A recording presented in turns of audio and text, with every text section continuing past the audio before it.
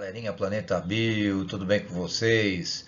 Vamos a mais uma aula de genética, do curso de genética. E hoje a gente vai falar de genética do sangue, certo? Claro que vale a pena você, aqui embaixo, acessar a nossa página, planetabio.com.br/, primeira lei de Mendel.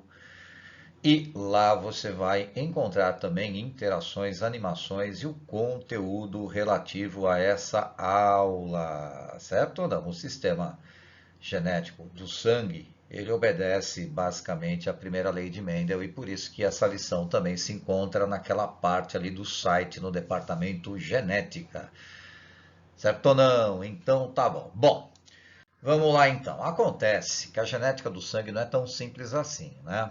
Existem vários sistemas sanguíneos. E nós vamos estudar apenas 3 sistemas sanguíneos, aqueles que são mais estudados, aqueles que mais caem no vestibular. Então, tá bom. Existe o sistema AB0 ou ABO, existe o sistema RH e existe o sistema MN. Certo? Então, tá bom. Aqui no sistema ABO, que é o mais famoso, né? Nós vamos encontrar os seguintes tipos sanguíneos. Ou o indivíduo vai ter sangue tipo A, ou ele vai ser B, ou ele vai ser AB, ou ele vai ser O.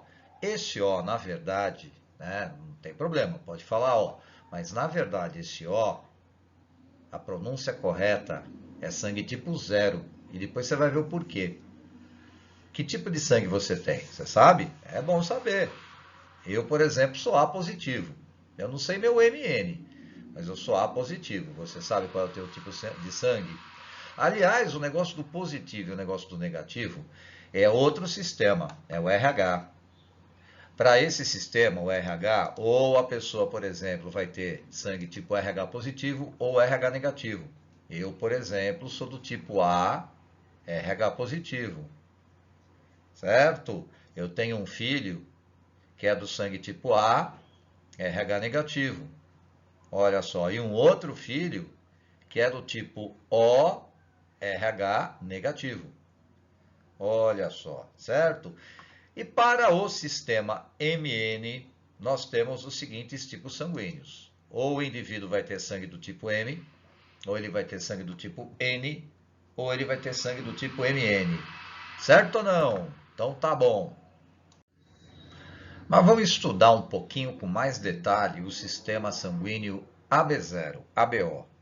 Bom, então como a gente viu, nós temos aqui os indivíduos do sangue do tipo A, B, AB e 0 ou O. Mas por que que essas pessoas têm sangue tipo A, o outro tem sangue tipo B, o outro tem sangue tipo AB, o outro tem sangue tipo O? Por quê, hein? Aí a resposta, ela está realmente nas nossas hemácias, nos nossos glóbulos vermelhos. Na membrana, por exemplo, vamos pegar aqui um indivíduo de sangue tipo A.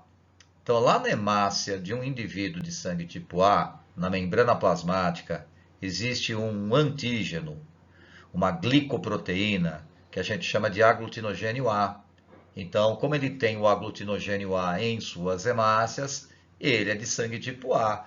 Ah, e o cara de sangue tipo B? O cara de sangue tipo B, nas hemácias, ele apresenta na membrana plasmática um outro antígeno, o aglutinogênio B. O indivíduo de sangue do tipo AB, ele é AB porque ele apresenta os dois antígenos nas suas hemácias. Ele apresenta na membrana plasmática da hemácia o aglutinogênio A e também o aglutinogênio B.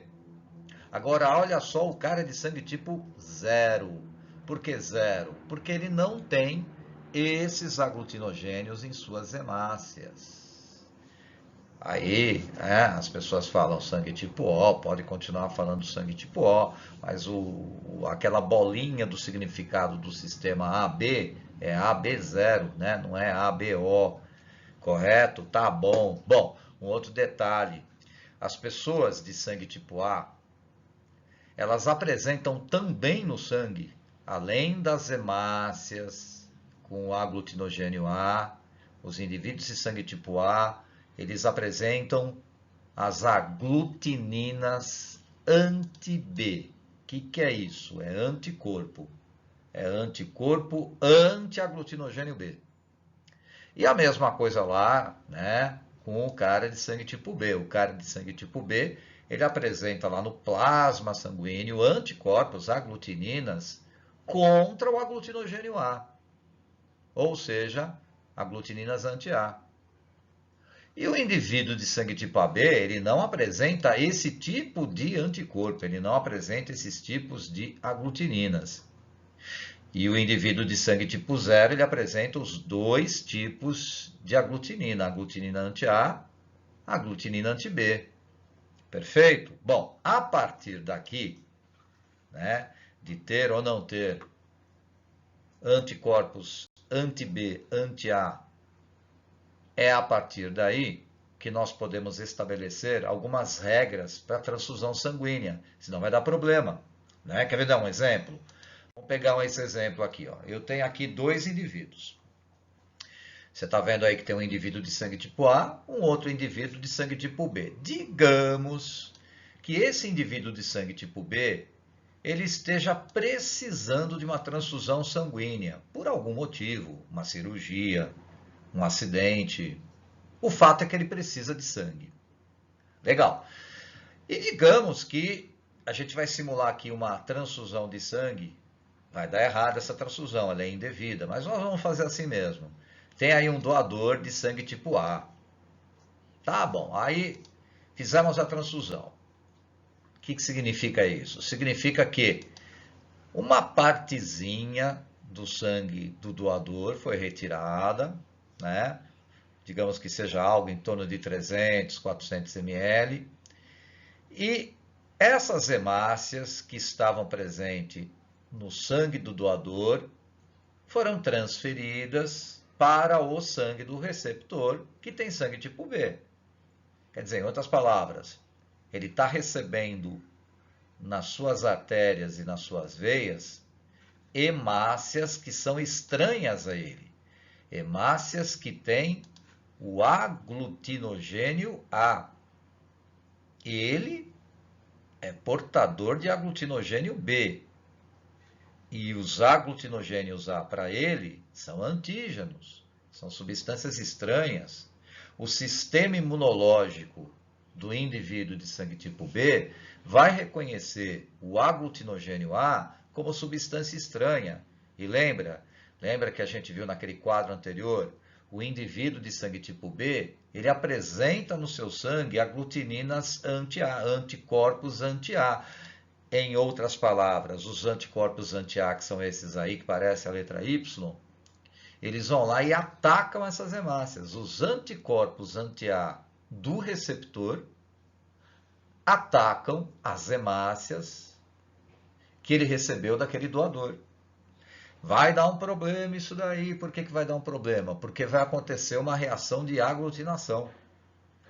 Essas hemácias elas vão ficar grudadinhas umas às outras e elas podem entupir veias, vasos sanguíneos, artérias do indivíduo receptor. E pode acontecer um caso grave, pode acontecer, né? Se fosse, por exemplo, executada uma transfusão sanguínea errada, dessa maneira que eu estou exemplificando, o receptor poderia até morrer, né? Então tá bom, mas quem pode doar para quem? Então, esse é o princípio básico. Não pode ter, por exemplo, uma transfusão errada, né? Então, tá, a mesma coisa aconteceria, por exemplo, né? Se o indivíduo de sangue tipo B, eu doasse, né, sangue do B para o A, ia acontecer a mesma coisa. O sistema imunológico do indivíduo A iria reconhecer o aglutinogênio B como antígeno. O indivíduo de sangue tipo A apresenta aglutininas anti-B e essas aglutininas anti-B iriam atacar as hemácias com aglutinogênio B, né?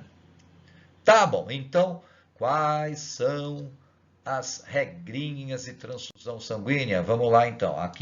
Temos aqui os 4 tipos sanguíneos do sistema AB0.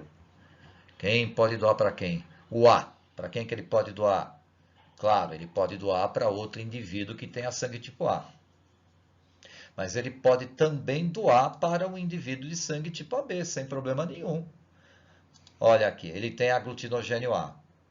O cara de sangue tipo AB também tem aglutinogênio do tipo A e ele não tem anticorpos aglutininas anti-A. Então não vai ter rejeição. Legal, e o cara de sangue tipo B, para quem que ele pode doar? Sim, ele pode doar para outro indivíduo de sangue tipo B e ele também pode doar para o cara de sangue tipo AB. A mesma coisa. Ele tem aglutinogênio B, o rapaz aqui de sangue tipo AB também tem o aglutinogênio B e ele não produz aglutininas anti-B, então não vai ter rejeição. E o indivíduo de sangue tipo O ou 0, para quem que ele pode doar? Pode doar, lógico, para outro indivíduo de sangue tipo O, mas olha só, ele pode doar para A, AB e B.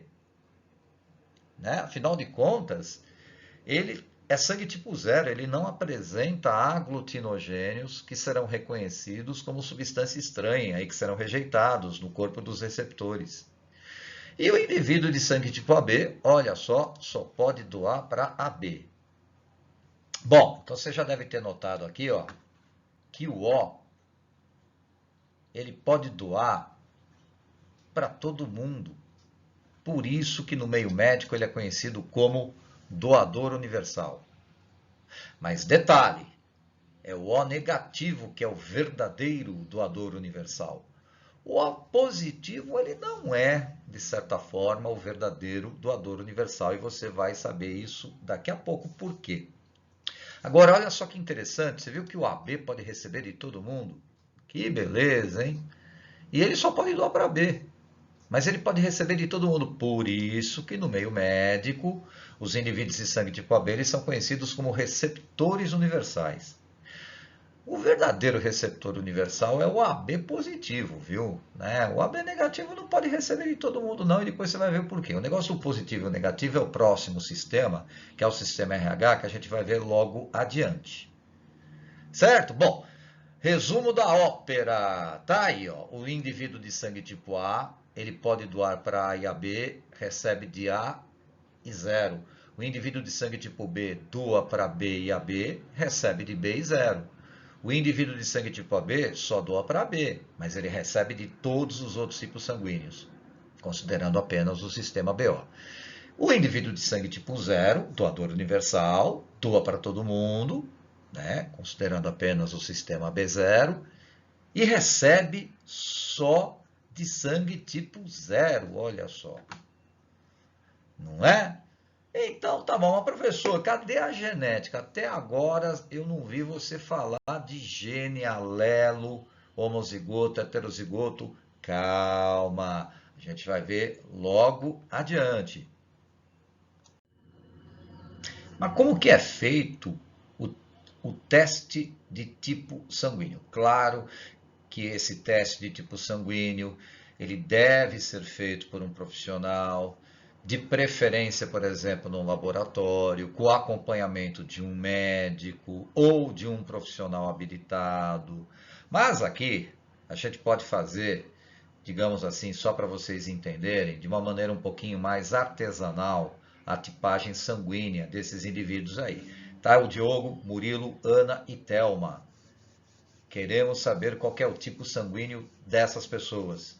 Para isso, nós vamos precisar usar os seguintes reagentes, digamos assim.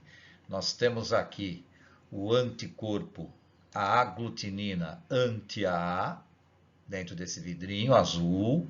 E aqui nesse vidrinho amarelo, nós temos o anticorpo aglutinina anti-B. Anti-A, anti-B. Bom, os anticorpos anti-A vão atacar as hemácias que apresentam o aglutinogênio A. Os anticorpos anti-B vão atacar as hemácias que apresentam o aglutinogênio B. Então a gente pega uma gotinha de sangue, tira um pouquinho de sangue com uma agulhinha esterilizada do dedinho do Diogo, do Murilo, da Ana e da Thelma, pinga uma gotinha em um lado da lâmina de vidro, do outro lado da lâmina de vidro e pronto. Vamos começar pelo Diogo.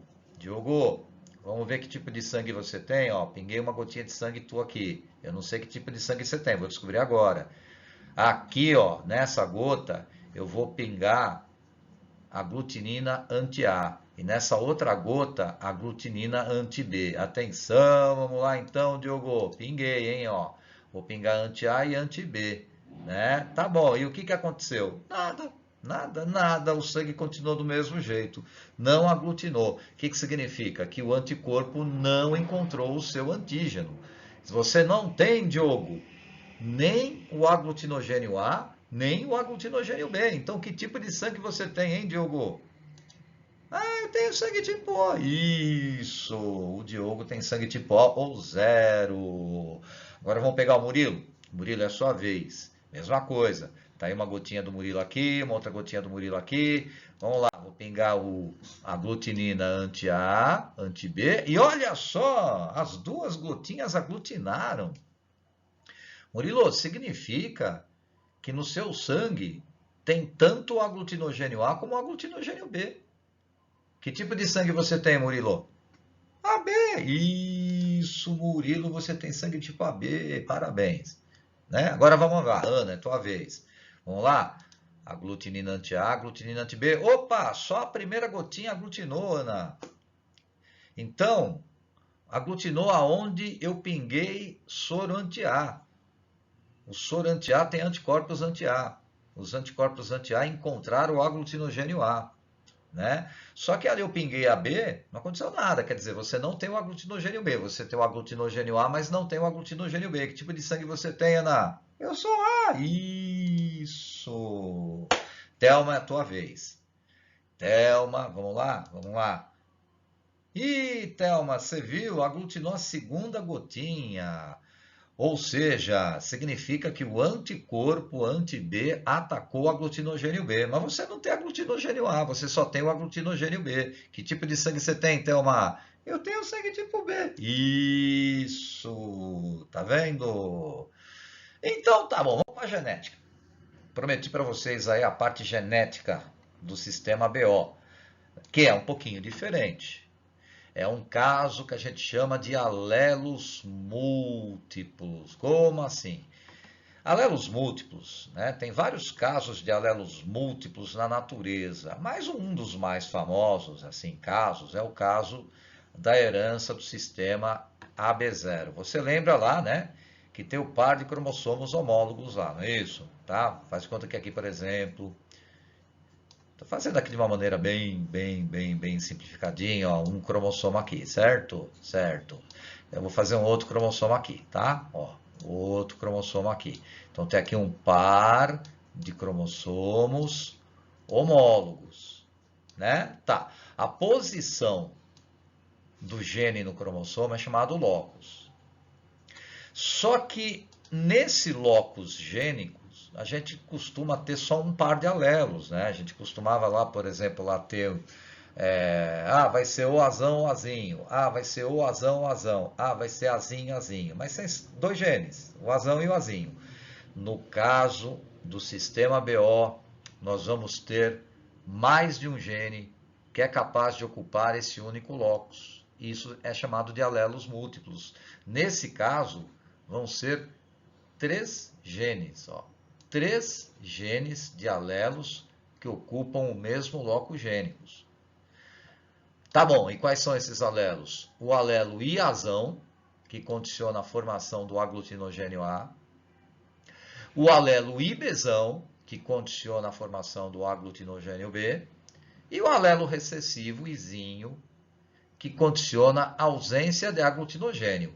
Repara, portanto, que eu tenho 2 genes dominantes. Eu tenho o IAzão e tenho o IBzão, né? O IAzão e o IBzão, eles são dominantes. Mas eles são dominantes em relação ao Izinho. O IAzão não domina o IBzão. O IBzão não domina o IAzão. Mas os dois dominam o Izinho. Tá? Então, tá bom. Bom, e nesse caso, podemos ter as seguintes combinações genotípicas. Então, por exemplo, um indivíduo de sangue tipo A. Então, o indivíduo de sangue tipo A, obrigatoriamente, tem que ter o IAzão. Certo? Tá, mas se ele for homozigoto, ele vai ser iazão, iazão. Se ele for heterozigoto, ele vai ser iazão, izinho. Certo? Tipo B, o mesmo raciocínio. Se ele for homozigoto, ibezão, ibezão. Se ele for heterozigoto, ibezão, izinho. Se o indivíduo tiver os dois genes, iazão e ibezão, ele vai formar os dois aglutinogênios. É um caso até de codominância, né?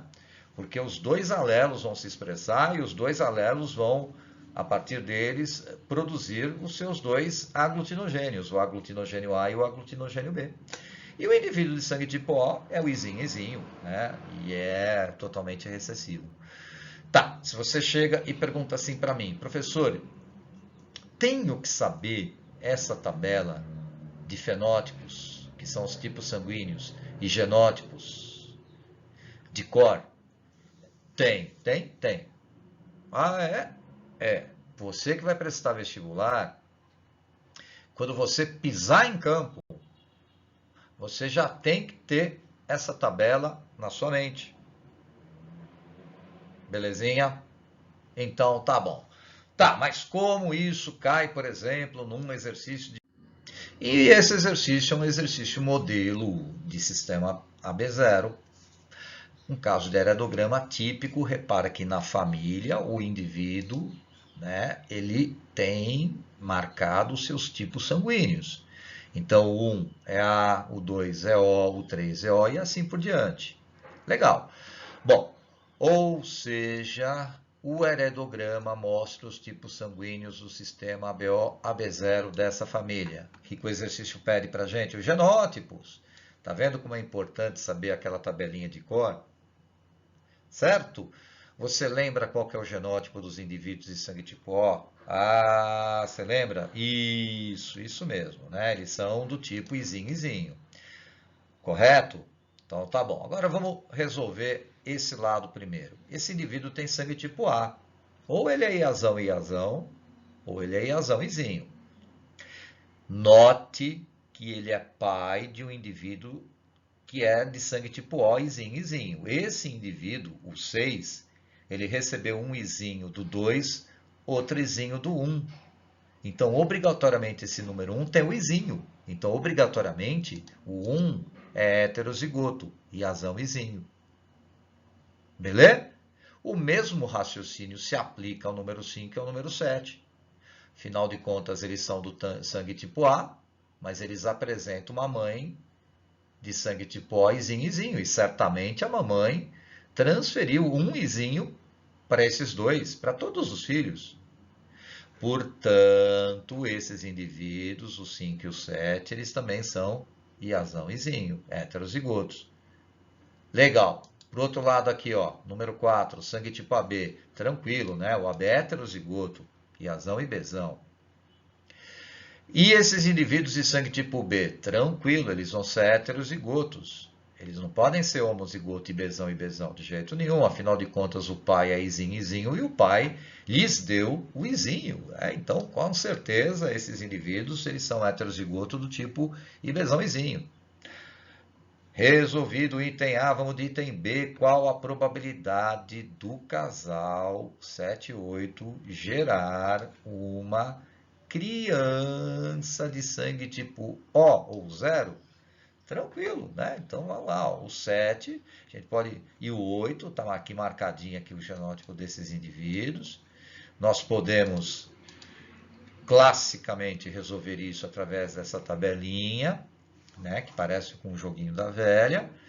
Repara que o número 7 eu posso, por exemplo, destacar as informações do número 7 nessa parte da tabelinha. Ela vai produzir 2 tipos de óvulos, porque ela é heterozigota, você reparou?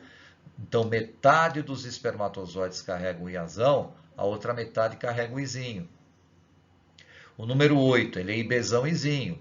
Aplicando a primeira lei de Mendel também para o número 8, assim como eu apliquei para o número 7. Significa que 50% dos espermatozoides vão carregar o ibezão, 50% vão carregar o izinho. Certo? Olha lá, faz de conta que isso aqui é o espermatozoide do número 8 e aqui o espermatozoide usou a outra metade dos espermatozoides do número 8. Bom, agora é só fazer o cruzamento. Você vai ver que podem nascer praticamente todos os tipos sanguíneos. Quando um indivíduo de sangue tipo A, heterozigoto, é cruzado com um indivíduo de sangue tipo B, heterozigoto, todos os tipos sanguíneos podem nascer. Pode nascer indivíduo de sangue tipo AB, pode nascer indivíduo de sangue tipo B, pode nascer indivíduo de sangue tipo A, e olha só, pode nascer até indivíduo de sangue tipo 0. E é isso que ele está perguntando, qual que é a probabilidade de nascer um indivíduo de sangue tipo 0? E a resposta é 1/4 ou 25%. Viu? A genética do sistema BO. Sistema 2 agora, o sistema RH. O RH é aquela história do positivo e negativo, certo? O cara vai ser ou RH positivo ou RH negativo. Bom, mas por que RH? Olha só o porquê.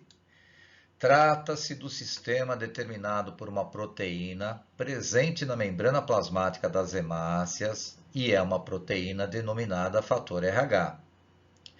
Acontece que esse fator RH ele foi detectado em hemácias pela primeira vez, né, por pesquisadores num macaquinho, que é esse macaquinho aqui, ó, chamado de macaco rhesus. Então, em homenagem ao rhesus, a proteína ficou conhecida como proteína fator RH, fator rhesus. Só que não é só o rhesus que apresenta essa proteína, os humanos também. Nós também temos, ou não, o fator RH nas nossas hemácias. Quem apresenta o fator RH nas hemácias é dito RH positivo. Então, se você é do tipo positivo, significa que nas suas hemácias tem o nosso glorioso fator RH. É um tipo de antígeno, um tipo de glicoproteína. Agora, e se eu não tiver? Ah, então você não tem? É ausente o fator RH nas suas hemácias? Sim, então você é RH negativo. Perfeito?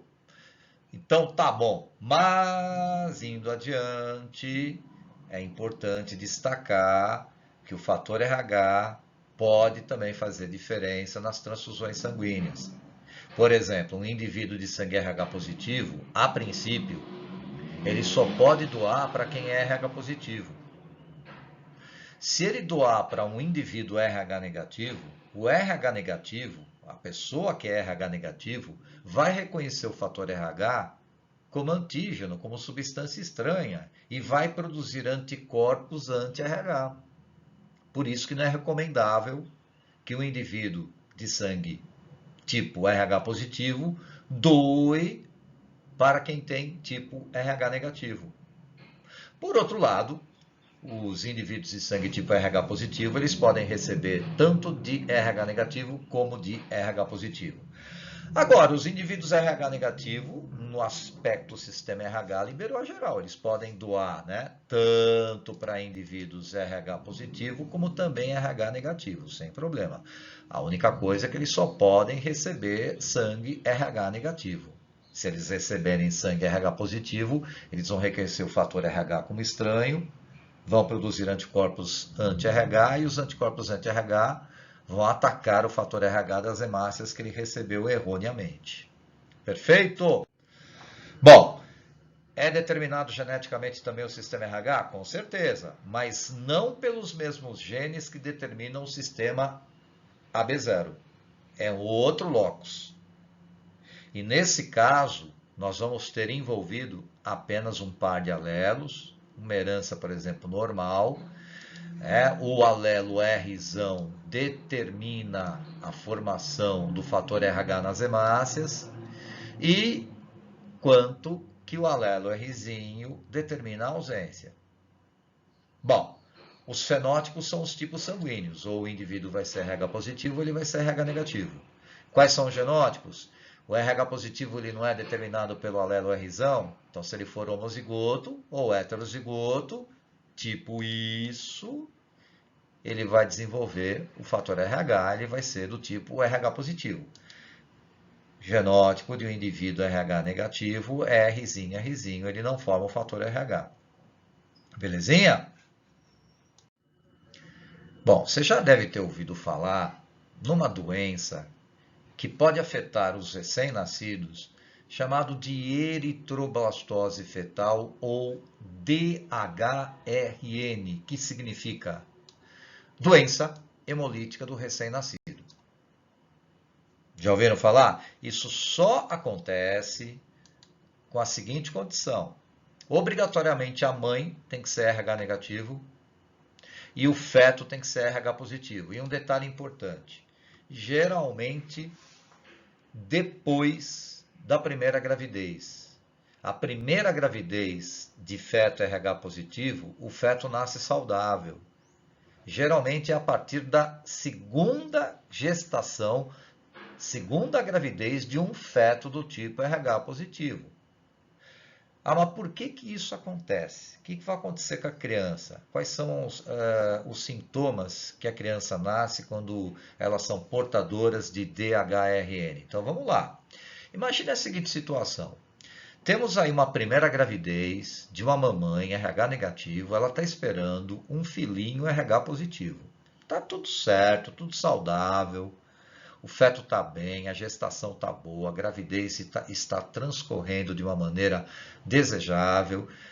No final da gravidez, lá no momento do parto, acontece um pouquinho de mistura de sangue entre o sangue da mãe e o sangue do feto, e um pouquinho do sangue do feto pode entrar no organismo da mamãe.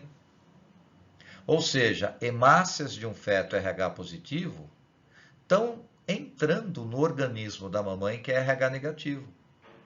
O feto deixa uma lembrancinha para a mamãe no final da primeira gravidez de feto RH positivo. E nessas hemácias, o que tem lá nessas hemácias? O fator RH. Mas o organismo da mamãe vai reconhecer esse fator RH como antígeno, como substância estranha. Ou seja, não vai acontecer nada com a mamãe também, nem com o feto, foi a primeira gravidez. Mas o fato é que o sistema imunológico da mamãe será ativado, ela vai ser sensibilizada, portanto, e a mamãe vai gradativamente produzindo anticorpos anti-RH. Esses anticorpos anti-RH vão ficar durante um tempo no plasma sanguíneo da mamãe. Agora imagine a seguinte situação: a mamãe de novo ficou grávida e de novo de um feto RH positivo. Aí pode ser que tenhamos problemas. O que vai acontecer? A mamãe já está sensibilizada, ela já tem os anticorpos anti-RH, e esses anticorpos anti-RH durante a gravidez, eles podem passar do sangue da mãe para o sangue do filho pela placenta. Pela placenta, os anticorpos anti-RH da mamãe atravessam os vasos sanguíneos, chegam na corrente sanguínea do bebê. O que esses anticorpos anti-RH da mamãe vão fazer lá no organismo do feto? Atacar o fator RH, ou seja, atacar as hemácias do feto. Destruir as hemácias do feto. Isso é grave. A criança vai desenvolver eritroblastose fetal, que se caracteriza exatamente isso, por uma forte anemia, devido à destruição das hemácias do feto. Outros sintomas também: icterícia, pele amarelada, hepatoesplenomegalia, que é a inflamação do fígado e do baço. A criança, depois que ela nasce fraca, exige cuidados, precisa muitas vezes de uma transfusão sanguínea. Tá bom, aí você pode perguntar assim para mim, mas não tem como prevenir a eritroblastose fetal? Uma mamãe RH negativo, ela não tem como evitar tudo isso? Claro que tem. Olha só, por exemplo, lá no hospital existe um procedimento protocolar, que é esse daqui, ó. Cerca de até 72 horas após o parto de uma criança RH positivo, a mamãe RH negativa, ela recebe uma injeção, que na verdade nada mais é do que um soro com anticorpos anti-RH. Então acabou lá, deu à luz, parto, momentos após o parto a mamãe recebe uma injeção com os anticorpos anti-RH. Qual é a ideia? A ideia é desses anticorpos anti-RH destruírem as hemácias fetais antes da mãe ser sensibilizada. Ou seja, o sistema imunológico da mamãe não vai ser sensibilizado, não vai dar tempo. E aí ela não vai produzir anticorpos anti-RH. Essa é a ideia. Então ela recebe uma injeção com anticorpos anti-RH, os anticorpos anti-RH destroem as hemácias com o fator RH que o feto deixou para ela, e o sistema imunológico da mamãe não irá produzir anticorpos. Certo? Tá bom. Mas a condição genética para desenvolvimento da eritrobastose fetal é essa daqui. Veja, aquilo que já sabemos. Fenotipicamente, né, o filho tem que ser RH positivo e a mãe tem que ser RH negativo. E o pai da criança, obrigatoriamente, ele é RH positivo. Certo? Então, tá bom. Bom, aí o que vai acontecer? A criança, o neném, que vai desenvolver ou não, né? Mas digamos que ele desenvolva aqui a doença hemolítica do recém-nascido, ele é RH positivo do tipo heterozigoto. Esse Rzão ele recebeu do pai dele, que pode ser ou Rzão ou Rzão Rzinho, ou homozigoto ou heterozigoto. E o Rzinho ele recebeu da mãe dele, né? A mãe dele é Rzinho. Belezinha? E para finalizar, o terceiro sistema sanguíneo, o sistema MN, certo? Então vamos ver como que funciona o sistema MN. Nesse sistema as pessoas podem ter sangue do tipo M, ou N, ou até mesmo MN. Ah, por quê? É o seguinte, o indivíduo é de sangue tipo M, se ele apresentar nas suas hemácias o aglutinogênio M. Se ele tiver o aglutinogênio N, ele vai ser do sangue tipo N. Se ele tiver o aglutinogênio M, ele vai ser do sangue tipo M. Ah, e se ele tiver os dois aglutinogênios simultaneamente na hemácia? Aí ele vai ser do sangue do tipo MN. Tá, professor, tem algum problema de transfusão sanguínea entre os indivíduos de sangue do tipo MN-M? Então, a reação, né, até teria, né? Por exemplo, a princípio lá, por exemplo, um indivíduo de sangue tipo N, que tem o aglutinogênio N, se ele transfundir o seu sangue para um indivíduo de sangue tipo M, o indivíduo de sangue tipo M produziria anticorpos anti-N, né? Só que essa reação imunológica ela é muito sutil e muito fraquinha. Então, não é assim, digamos, um caso que devemos nos preocupar em termos de transfusão sanguínea. Certo? Então, tá bom. Outra informação suplementar aí que é importante é a parte genética. O sistema MN também é condicionado por um par de alelos, né? E, nesse caso, funciona da seguinte maneira, certo? Então, veja só. Se o indivíduo tiver o genótipo Mzão, ele vai ser do sangue tipo M. Se ele tiver o genótipo Nzão, ele vai ser do sangue tipo N. E, se ele for heterozigoto, tiver o alelo Mzão e também o alelo Nzão, ele vai ser do tipo MN. É uma espécie de codominância também, certo? Ou seja, eis aí a tabelinha de fenótipos e genótipos do sistema MN. Professor, tem que decorar o genótipo e o fenótipo do sistema BO? Tem. E do sistema RH? Tem. E do sistema MN? Tem. Tem. Quer ver só? Olha só este exercício que caiu no vestibular Mackenzie, que engloba os 3 sistemas sanguíneos. Veja, os indivíduos numerados de 1 a 5, aqui na tabelinha, pertencem à mesma família. E isso é muito importante, que senão a gente não chega ao resultado. Foram submetidos a exames de tipagem sanguínea para 3 sistemas, o ABO, ou o AB0, né? O RH e o MN. Abaixo, a tabela indica os resultados para a presença, sinal positivo, ou a ausência, sinal negativo, de antígenos relativos à membrana dos eritrócitos. O que é eritrócito? É hemácia, é glóbulo vermelho, é tudo a mesma coisa. Pertencentes a cada um dos sistemas sanguíneos examinados. Legal. E aí ele mostra aqui a tabelinha, tá vendo? Ó, né? Positivo, negativo, quem tem, quem não tem. Tá. E o que ele está pedindo, afinal de contas? Ele quer saber a relação de parentesco entre esses indivíduos. Olha só. Sabendo-se que a família analisada é constituída por pais e filhos biológicos, assinale a alternativa que traz a provável relação de parentesco. Nós vamos ter que descobrir pelo tipo sanguíneo quem são os pais e quem são os filhos. Será que dá para descobrir? Claro que dá. Vamos tentar? Vamos lá então. Bom, primeiro, temos que descobrir o tipo sanguíneo desses 5 indivíduos. Então, por exemplo, indivíduo número 1 aqui, certo? Ele tem o antígeno A, ele tem o antígeno B, não tem o fator RH, mas ele tem o antígeno M e também o antígeno N. Você deve ter concluído que esse indivíduo, o número 1, aqui ó, o número 1, vamos anotar aqui, ó, o indivíduo número 1, ele é do sangue do tipo AB, RH negativo, MN. Partiu o indivíduo número 2. Ele é positivo para o A, ele tem o antígeno A, o aglutinogênio A, não tem o B, então ele é A, né?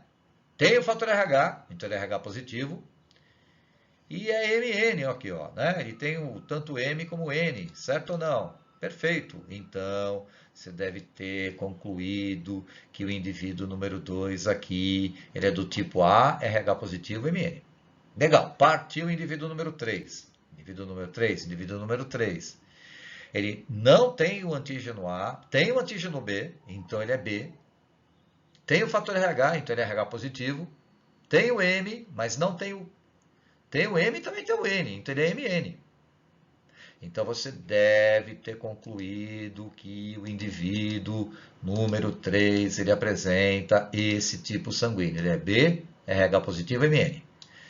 Partiu o número 4. Indivíduo número 4, ó, ele não tem nenhum dos aglutinogênios do sistema BO, então ele é 0, ele é do tipo O, RH negativo, M, ou seja, você chegou a essa conclusão. E finalmente o indivíduo 5 é RH negativo, você deve estar notado aqui, né?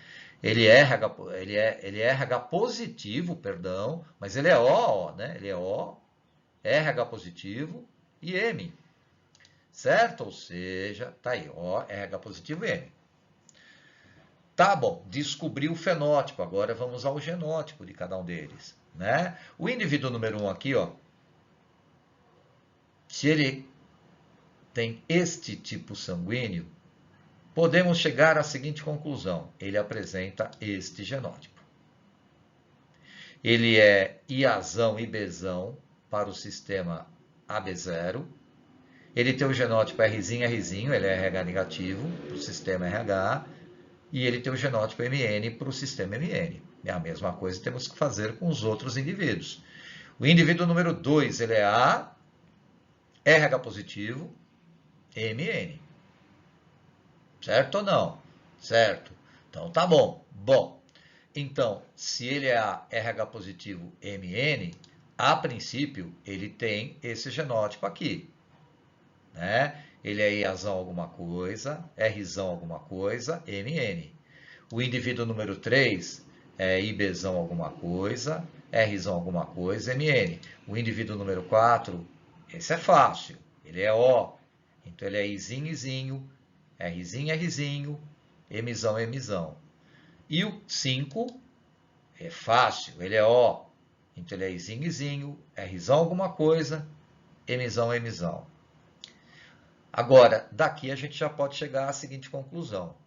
Indivíduos de sangue tipo O nunca geram indivíduos de sangue tipo A, B ou AB.